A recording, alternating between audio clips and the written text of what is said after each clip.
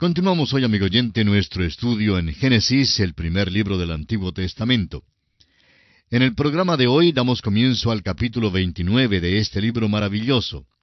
Como usted recordará, en el capítulo 28, vimos que Jacob tuvo que salir de su casa a toda prisa. En efecto, salió a escondidas. Tuvo que huir porque su hermano Esaú lo iba a matar. Su madre lo envió a casa del tío Labán para que buscara una esposa. Allí fue donde Isaac consiguió a Rebeca y por tanto envían a Jacob para allá.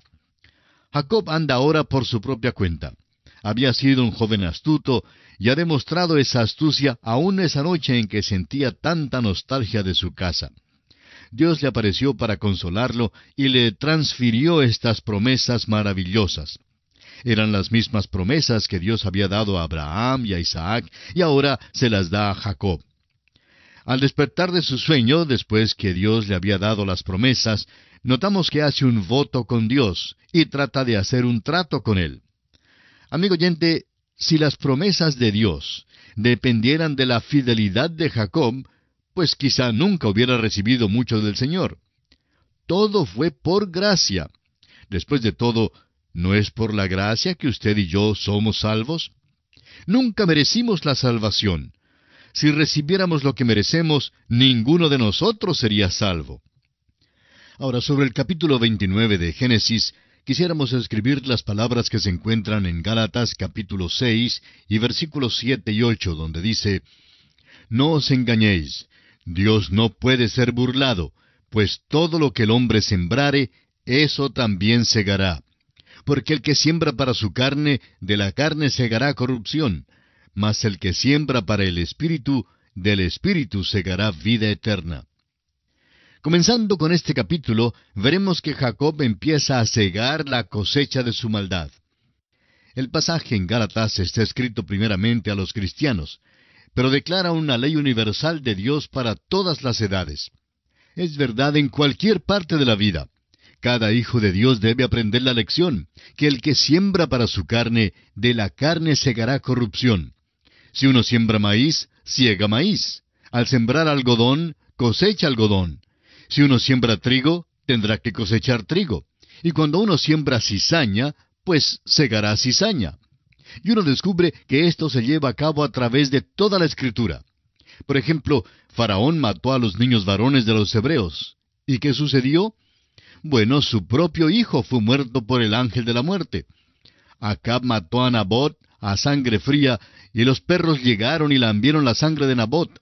Elías vino donde Acab y le dijo que en el mismo lugar donde los perros lamieron la sangre de Nabot, lamerían la sangre de él.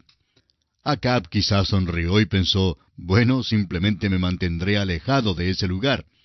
Sin embargo, amigo oyente, esta profecía se cumplió literalmente. También David, el gran rey de Israel, descubrió que esta era una ley inexorable que fue aplicable a su pecado. Cometió esos terribles pecados de adulterio y homicidio. Dios le perdonó su pecado, es verdad. Sin embargo, comprobó David que lo que había sembrado, eso tuvo que cegar. A su hija la violaron y mataron a su hijo. Aún Pablo el apóstol sintió el peso de esta ley. Él dio su consentimiento para apedrear a Esteban. ¿Y qué ocurrió? Más tarde, a Pablo lo llevaron fuera de la ciudad de Listra y le apedrearon y lo dejaron por muerto. Ahora este hombre Jacob es la ilustración clásica de esta ley inflexible. Él vivía por su ingenio, era algo confiado y presumido y nunca se había encontrado con la horma de su zapato. Como resultado, pensaba que no le hacía falta la ayuda de Dios. En la casa del tío Labán, Jacob encontró la horma de su zapato. No importaba cómo Jacob practicaba el engaño, el tío Labán le superaba y probaba que él era realmente un perito en los métodos que Jacob utilizaba. Jacob era el hijo menor y se hizo pasar por el hijo mayor para engañar a su padre. Labán dio a Jacob la hija mayor cuando Jacob pensaba que recibiría la menor. Jacob, pues, estaba cegando lo que había sembrado. Aquí en el capítulo 29 de Génesis encontramos que Jacob llega a Harán, se encuentra con Raquel y el tío Labán sirve por Raquel y su tío le engaña. Leamos los primeros 3 versículos de este capítulo 29 de Génesis. Siguió luego Jacob su camino y fue a la tierra de los orientales. Y miró y vio un pozo en el campo, y he aquí 3 rebaños de ovejas que yacían cerca de él, porque de aquel pozo abrevaban los ganados, y había una gran piedra sobre la boca del pozo. Y juntaban allí todos los rebaños, y revolvían la piedra de la boca del pozo, y abrevaban las ovejas, y volvían la piedra sobre la boca del pozo a su lugar. Jacob había salido de Betel, y seguía en su viaje por un período de tiempo.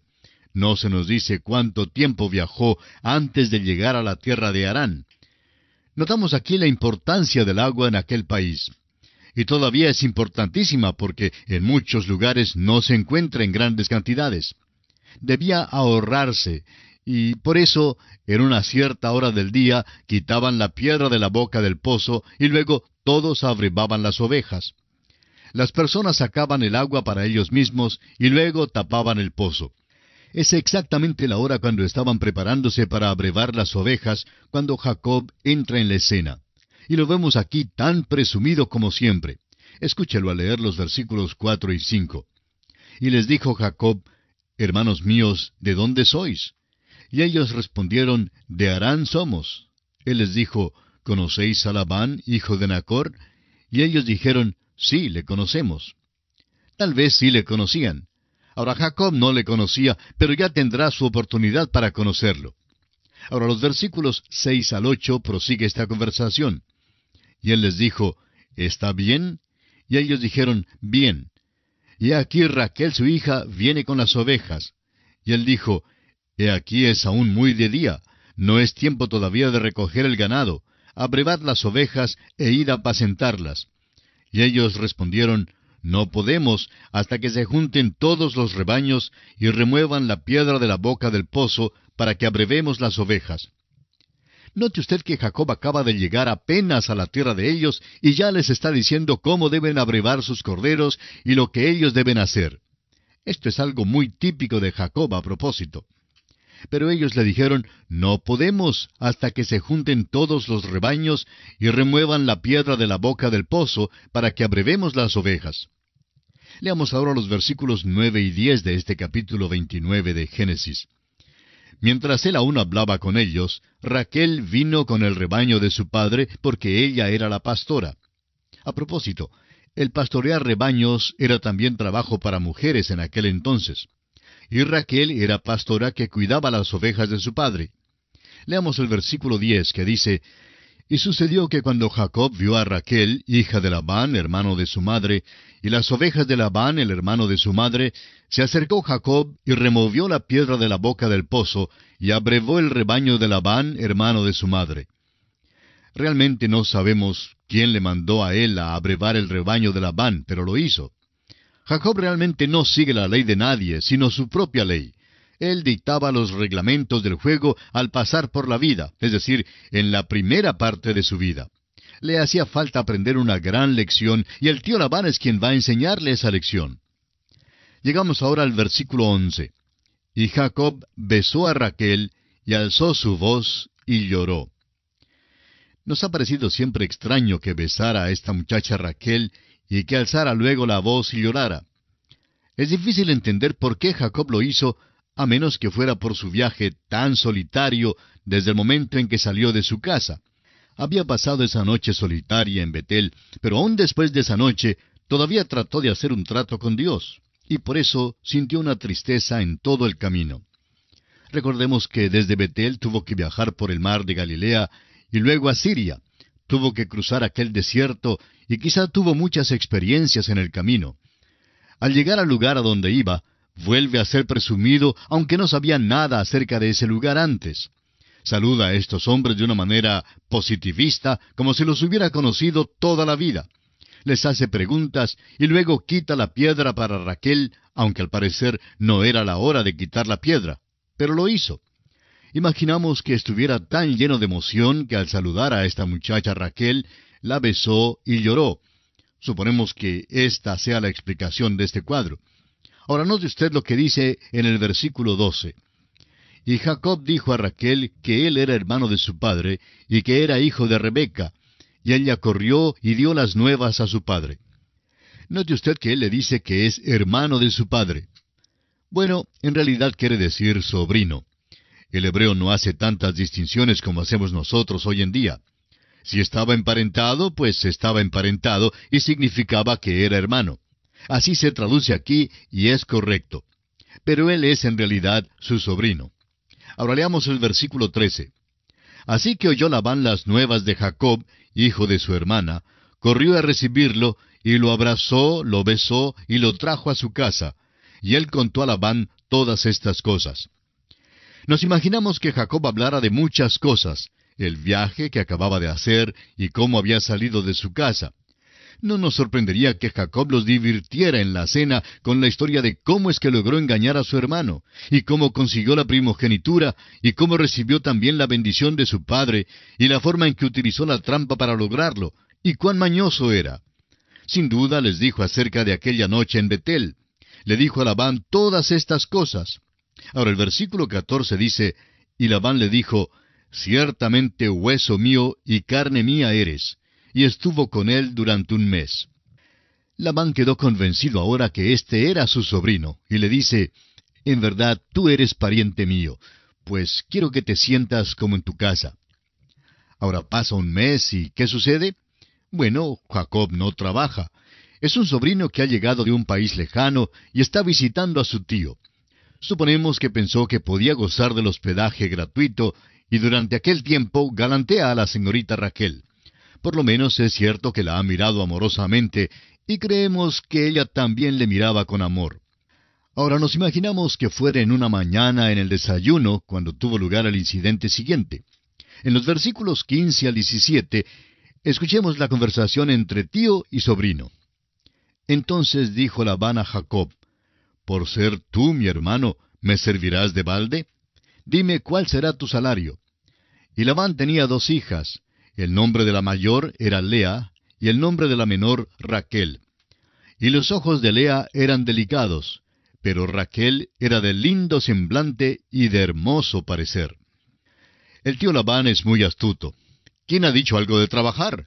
Jacob no lo ha mencionado. Pero el tío Labán es muy mañoso y dice que no quiere que Jacob le trabaje sin recibir salario. Y dice que está dispuesto a pagar a Jacob un salario conveniente. Francamente, usted no vive con Labán un mes sin hacer algún tipo de arreglo para pagar el hospedaje. El tío Labán es mañoso también y ahora tratará con su sobrino. Se nos presenta aquí otra hija, la cual es Lea. El tío Labán ha vigilado a este joven y ha notado que su sobrino tiene mucho interés en su hija Raquel, la menor de las 2 hijas. Se nos explica la razón por la cual sucedió esto para que lo comprendamos. Raquel es una joven bella. Los ojos de Lea, se nos dice, eran delicados, lo que quiere decir que no era nada bella. Al leer algunos de los dramas del dramaturgo griego Eurípides, se nota que cuando un joven quería decir algo favorable en cuanto a su novia, pues le decía que tenía los ojos como los ojos de una vaca. Ahora, algunos de nosotros tendríamos dificultad en considerar que esto fuera un cumplido. Pero, ¿ha mirado usted una vaca últimamente, es decir, ojo a ojo? Bueno, la próxima vez que se encuentre con una vaca, mírela ojo a ojo y podrá notar cuán bellos son los ojos de la vaca. Así pues, cuando los griegos pensaban que la mujer era bella, decían que tenía los ojos de una vaca. Pero notemos que aquí en cuanto a Lea, se nos dice que los ojos eran delicados, lo que realmente quiere decir no tenía nada de belleza. Bueno, leamos ahora el versículo 18 de este capítulo 29 de Génesis. Y Jacob amó a Raquel y dijo, yo te serviré 7 años por Raquel, tu hija menor. Vemos que Jacob estaba bien enamorado. Por tanto, aquella mañana, en el desayuno, cuando el tío Labán sugirió que trabajara, pensaba realmente en otra cosa. Sabía que el joven se había enamorado de Raquel, y por tanto no creemos que le sorprendiera la contestación de Jacob cuando le preguntó cuál sería su salario.